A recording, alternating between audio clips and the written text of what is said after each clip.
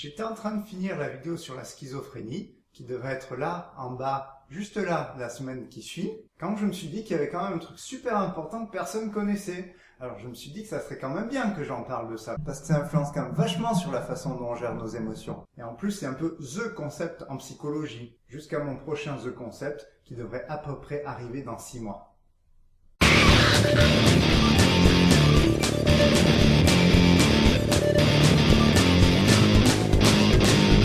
Alors c'est l'histoire d'un mec qui dans les années 90 a essayé d'étudier ce que ça faisait la peur dans notre cerveau. Et il a découvert que dans notre cerveau, la peur elle passait par 2 voies différentes.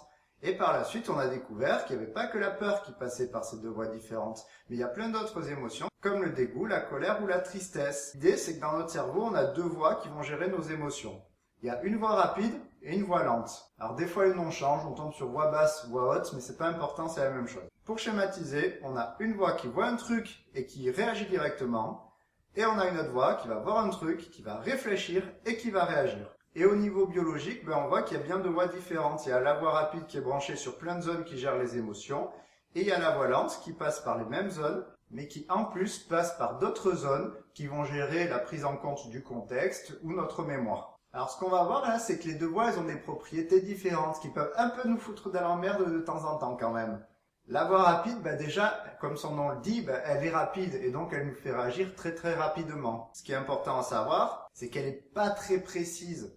Par exemple, quelqu'un qui a peur des araignées, on a remarqué qu'il avait aussi plus peur des autres insectes. Par exemple, cette voie, elle va pas faire trop la différence entre une belle araignée bien velue et le petit papillon qui se déplace. Pour elle, elle va dire « il y a un insecte, putain, faut avoir peur ». Cette voie, la rapide, elle est aussi moins connectée aux aires de la conscience. Et du coup, ce qui s'y passe, c'est quand même vachement plus mystérieux pour nous. Il y a aussi le fait qu'elle soit même complexe, un peu moins évoluée. Déjà, il y a plein d'animaux qui l'ont cette voie. Et aussi, ce qui est très important, c'est que cette voie rapide, elle est développée avant la voie lente dans notre cerveau. Et que les petits-enfants, ils ont une voie rapide bien faite et ils ont une voie lente qui n'est pas encore très très efficace. Autre point important, elle est super chaude à changer, voire impossible. Par exemple, si vous êtes phobique des araignées, vous avez beau faire une thérapie pour vous aider à supporter les araignées, ça n'empêchera pas que vous aurez quand même un petit pic de stress quand vous verrez l'araignée. Ou alors que des fois, une araignée va vous sauter dessus et vous allez péter un câble. Parce que ce qui se passe dans cette voie, ça reste en nous. Et ça reste en nous pour toute la vie. Et enfin, cette voie, elle n'a absolument rien à faire du long terme. Le but de cette voie, c'est de vous faire réagir directement sans se soucier des conséquences. Contrairement à tout ça, on a l'autre voie. Elle est lente, elle prend plus de temps. Ça se compte en millisecondes, mais elle prend plus de temps. Elle est précise, par contre. C'est-à-dire que elle est capable de voir intellectuellement quand même qu'une mygale d'Australie, c'est pas la même chose que le beau petit papillon des prés. La conscience, elle a vachement plus accès à ces zones. Donc, ce qui s'y trouve et comment le moduler et comment le changer nous, on peut le faire vachement plus facilement. Comme il y a des zones dans cette voie qui prennent le contexte, le cerveau est bien capable de voir que le danger, il n'est pas le même quand il y a une mygale derrière un bocal que quand il y a la mygale juste à côté de vous sans bocal. Ce que la voie rapide, elle a du mal à faire. Alors la voie rapide, elle est super bien pour la survie. Si vous êtes dans la jungle, par exemple, vous n'en avez rien à foutre de voir si l'animal qui vous guette, c'est bien une araignée velue. L'intérêt pour vous, pour votre survie, c'est de vous barrer en courant. Parce que si vous essayez d'intellectualiser le truc et que vous essayez de dire, mais est-ce que c'est bien une araignée velue méchante ? Est-ce qu'elle va me sauter dessus? Est-ce que c'est bien méchant? Est-ce que pour pas être raciste, je devrais donner une chance à l'araignée d'être gentille avec moi? Non, parce que vous avez plus de chances de crever, donc il vaut mieux se barrer. C'est bien pour la survie, mais ça fout la merde dans la vie de tous les jours. Et on va prendre un petit exemple pour que vous voyez. On va prendre José Jésus. José Jésus, quand il avait 5 ans, il avait un frère de 10 ans insupportable. C'est-à-dire que c'était un petit con qui foutait la merde dans la famille. Genre quand il était à table, il sautait partout, il gueulait, les parents étaient complètement dépassés et il faisait que lui gueuler dessus. Bref, il avait un gros fouteur de merde comme frère qui accaparait toute l'attention de ses parents et lui, il en a vachement souffert. Et ce qu'il a gardé envers son frère, c'est une putain de haine. Et comme il n'avait pas le cerveau avec les aires intellectuelles et la voie lente bien développées, tous ces sentiments et toutes ces sensations, elles se sont mises dans la voie rapide. 30 ans plus tard, il va vachement bien, José Jésus. Et en plus, il s'entend hyper bien avec son frère. Il a aucun souci dans la vie. Et puis quand il voit son frère, c'est la fête, ils rient ensemble, ils sortent ensemble, il n'y a aucun souci. Le problème, c'est qu'un jour, il y a son gosse de 3 ans qui était à table et qui a commencé à bouger un peu, à chahuter un peu. Et ce qui s'est passé, c'est que José Jésus, il s'est énervé direct, il a foutu une grosse claque à son gosse. Et il n'a pas compris, José Jésus, ce qui s'est passé. Et du coup, il a pleuré toute la nuit dans son lit parce qu'il se sentait coupable d'avoir claqué son gosse. Maintenant, on va voir ce qui s'est passé avec les histoires de voie lente et voie rapide. Ok, quand il a vu son gosse bouger, sa voie rapide qui est pas très précise, elle n'a pas fait la différence entre son frère dans le passé et son fils.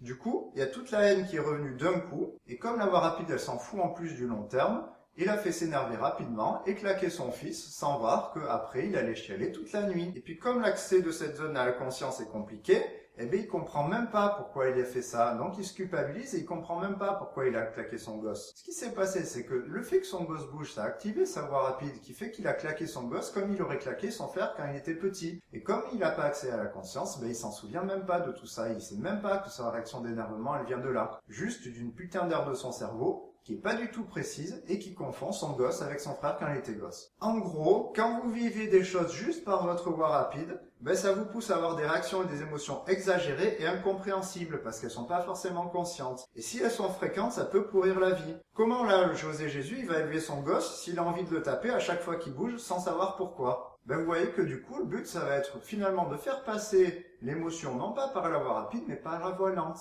en essayant d'intellectualiser le truc pour que le cerveau voit bien que c'est pas son frère qui est devant lui, c'est juste son gosse de 3 ans, et qu'un gosse de 3 ans, c'est normal que des fois il bouge sur sa chaise, c'est pas la peine de le frapper. Et c'est pour ça qu'il y a plein de psychothérapies qui sont basées sur cette distinction.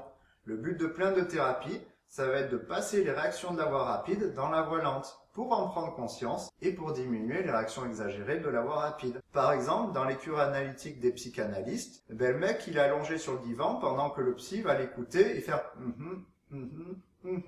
et le psy va l'encourager à associer plein d'idées dans tous les sens jusqu'à que les aires conscientes et intellectuelles égratignent et réinterprètent des données de la voie rapide. Dans la thérapie des schémas, le thérapeute il va décortiquer toutes les réactions de la voie rapide pour comprendre d'où elles viennent dans le passé.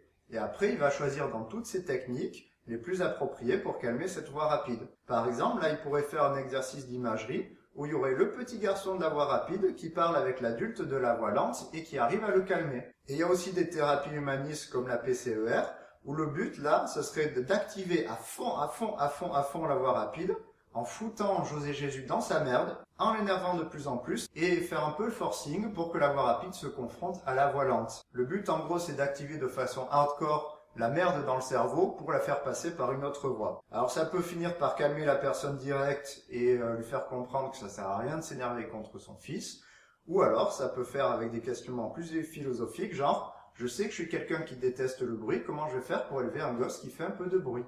Quoi qu'il arrive, il n'y a aucune thérapie qui va changer le fait que José Jésus ait une sensibilité au bruit. Ça en changera pas, c'est en lui.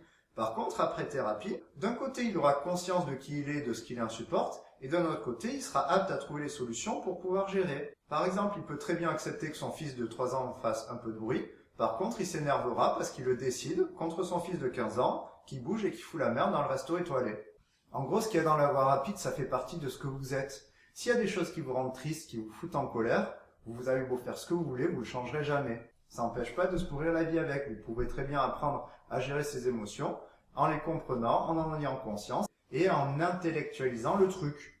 Bon, pour vous aider à faire ça, il y a plein de livres qui vous permettent de gérer vos émotions autrement. Je vais en mettre quelques-uns là, juste à gauche. L'idée, c'est de ne pas être pris par sa voie rapide qui va nous faire réagir n'importe comment très rapidement. Et ce qui est important, c'est que les gamins, ils n'ont pas trop les aires intellectuelles. Et donc, il y a des livres aussi pour leur apprendre à utiliser ces aires. Par exemple, c'est de voir que se culpabiliser parce qu'on est triste, ça marche pas bien. Comprendre à quel moment on a commencé à partir en vrille et à pleurer dans une discussion, ça c'est hyper important pour gérer ses émotions. Et ça, on peut l'apprendre au gosse juste en lui demandant, mais à partir de quand t'es parti en vrille, au lieu de lui dire, tu devrais pas te mettre en colère. Voilà. Si tu veux plus d'informations sur d'autres phénomènes psy ou d'autres maladies psy, je mets les liens là qui peuvent t'intéresser. Avec mon bout du nez, je mets les liens. Et n'hésite pas à t'abonner si tu veux être prévenu d'autres sorties. Surtout parce que normalement, je devrais enfin finir cette vidéo sur la schizophrénie.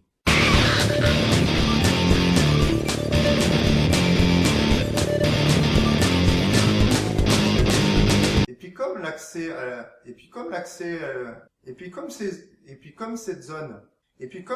l'ex... Et puis comme... Putain, j'arriverai pas.